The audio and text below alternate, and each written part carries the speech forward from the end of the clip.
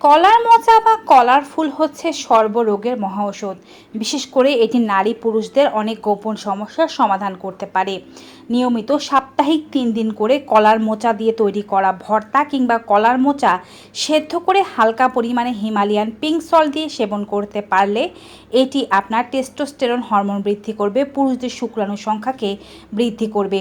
বিশেষ করে এটি নারীদের জন্য খুবই উপকারী। নারীদের হরমোনাল ইমব্যালেন্সের সমস্যা থাকলে, যদি প্রোজেস্টেরন হরমোন শরীরে কম থাকে, এস্ট্রোজেনের মাত্রা বেশি থাকে, তা নিয়ন্ত্রণ করতে সাহায্য করে।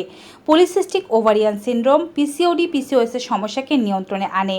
পিরিয়ডের সময় অতিরিক্ত পরিমাণে ব্যথা, তলপেটের যন্ত্রণা এই সমস্যাগুলো দূর করে। কলার মোচা নিয়মিত সেবন করলে নারীদের বন্ধ্যাত্বের সমস্যা থাকলে তা দূর হতে শুরু করে।